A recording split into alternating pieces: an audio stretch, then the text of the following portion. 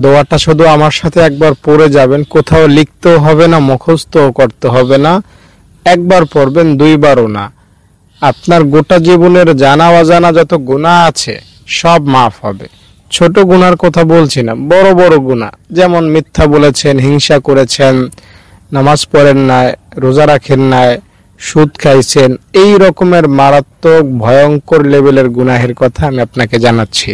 ইনশাআল্লাহ এই দোয়াটা এতই অ্যাকশনে ভরপুর, যেই পড়বে সাথে সাথে অ্যাকশন। এই দোয়াটা যদি আজকে ফেরাউনও পাঠ করত, ফেরাউনের গুনাহ আল্লাহ মাফ করে দিতেন। তাই আপনি তো ফেরাউন না, ফেরাউনের মতো তো গুনাহ আপনার নাই। আপনাকে আল্লাহ তাআলা নিশ্চিতভাবে ক্ষমা করবেন। দোয়াটা পড়লেন মানে নিষ্পাপ হয়ে গেলেন, বাবু একদম মায়ের পেট থেকে বের হয়েছেন ওই রকম হয়ে যাবেন। হাদিস শরীফে এসেছে, নবীজি বলেছেন 5 বার যদি কেউ গোসল করে তাহলে তার শরীরে যেমন ময়লা থাকতে পারে না, 5 ওয়াক্ত নামাজ পড়লে তার কোনো গুনাহ থাকতে পারে না। আরেকবার নবীজি একটা শুকনো ডাল ঝাড়লেন সাহাবীদের সামনে, সব পাতা একটা একটা করে পড়ে যাইতে লাগলো। তো নবীজি বললেন যে বান্দার গুনাহকেও আল্লাহ তাআলা এভাবে আমলের উসিলায় মাফ করে দেন, সব গুনাহ ঝরে পড়ে যায়।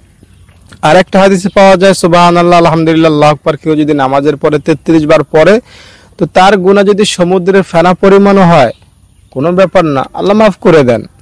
তো আল্লাহ তাআলা বান্দার গুনাহ কয়টা ওদিকে তাকান না, আল্লাহ তাআলা বান্দার দিকে তাকাইয়া বান্দাকে ক্ষমা করে দেন।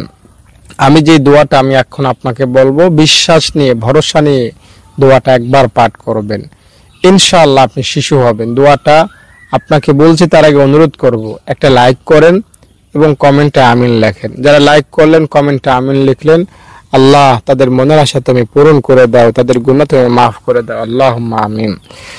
দর্শক, দোয়াটা হলো আশহাদু আল্লা ইলাহা ইল্লাল্লাহু ওয়া আশহাদু আন্না মুহাম্মাদান আবদুহু ওয়া রাসূলুহু। এই দোয়াটা কেউ যদি পড়ে উযু শেষ করে তাহলে তার জন্য জান্নাতের 8টা দরজা খুলে যায়, সে যে কোনো দরজা দিয়ে দাপটের সহিত জান্নাতে পৌঁছতে পারবে। আজানের পরে কেউ যদি দোয়াটা পড়ে তার গুনাহ মাফ হয়ে যায়। এই দোয়াটার কারিশমা, ক্ষমতা, অ্যাকশন অনেক। একটা হিন্দু যদি এই দোয়াটা পড়ে মুসলমান হয় তার সারা জীবনের সব গুনাহ মাফ হয়ে যায়।